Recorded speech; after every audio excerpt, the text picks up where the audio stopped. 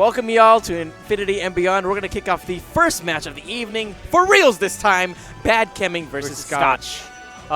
So, they're going to get into this next one. I'm curious to see kind of where we go. I saw Charizard, and I saw Captain Falcon. Charizard is one of the characters in this game where it's like, it really depends on who's behind the stick, because the character itself has some interesting tools, but you need to be really smart about how you use them. Nothing is super fast, but there's some things that can really hit hard.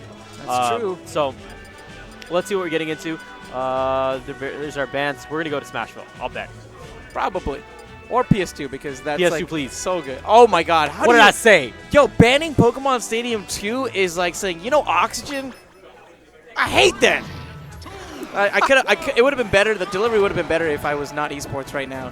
But yeah, whatever. Anyways, going off to game number 1. Something worth noting is the fact that since Scotch is playing as Captain Falcon, who already has a great punish game on most of the cast, right, it's going to be even better, I feel, on a large target like Charizard. That's a fair point. And the thing to keep in mind is that, granted, it's going to be a larger target. There's moments that this character, that Charizard has for armor, right? So like the Rock Bash.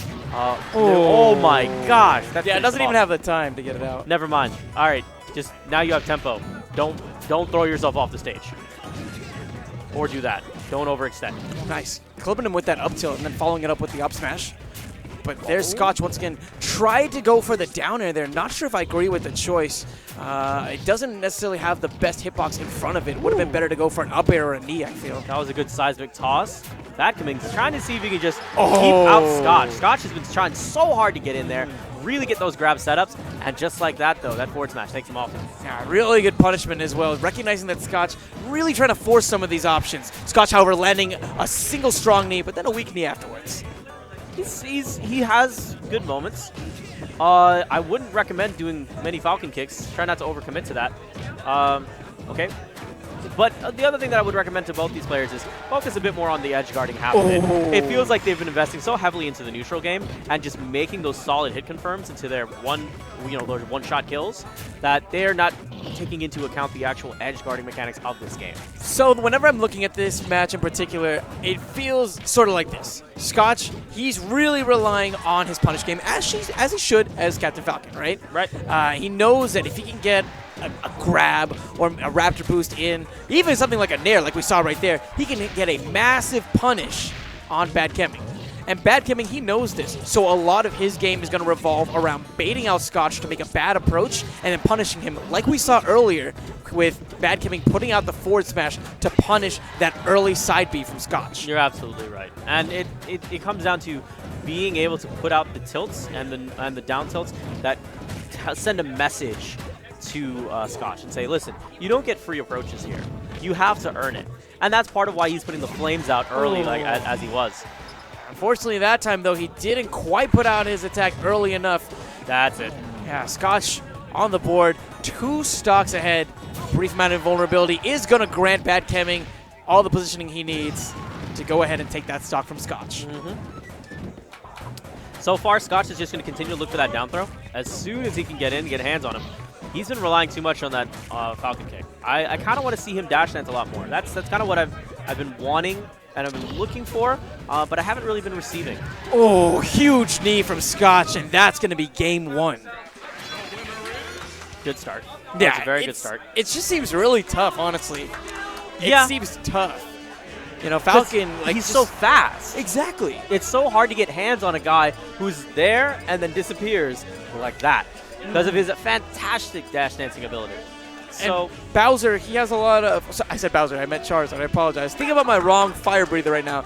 But Charizard has a lot of really strong options, not necessarily the quickest options. Correct. So that's what I was trying to say earlier, is that the attacks themselves aren't really great when it comes to startup.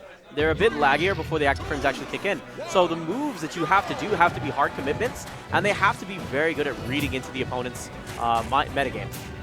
So it takes a strong mind to really play a character like Charizard, but the character does have tools. It just takes the right person behind the sticks, like I said earlier.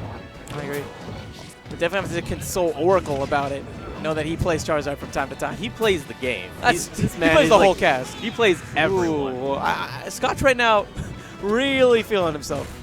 You know, that can definitely help you out as a Falcon player. A lot of Falcon players very momentum heavy, but at the same time, you can't get cocky. You got to play confident. There's a big difference.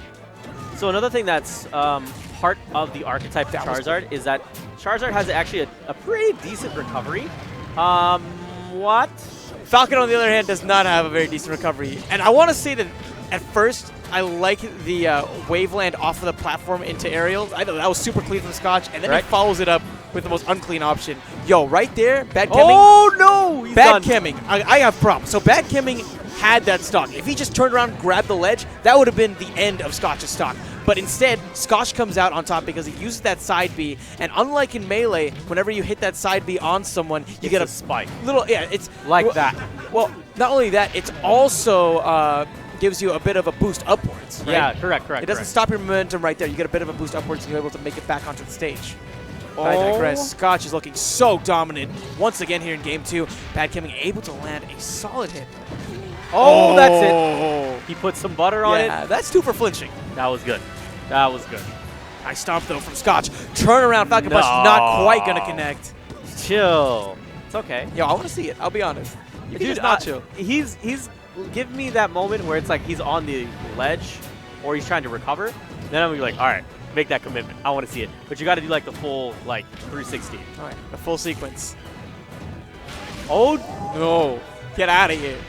The people getting hyped in the back. They want it. Everyone in this venue wants this Falcon Punch. Dude. Everyone's always with the Falcon. Everyone loves seeing Falcon. No Falcon Punch, but reverse knee means that Scotch is going to take it 2-0 over badkeming. Yes, fantastic job. You know, small bits here and there that I would like to see improved. More dash dancing, more ability to kind of chase the opponent around. But Charizard, so far, is one of those characters that really takes a lot of commitment and just knowing your opponent and really being able to pin them down. So next time around, I want to see a bit more from badkeming.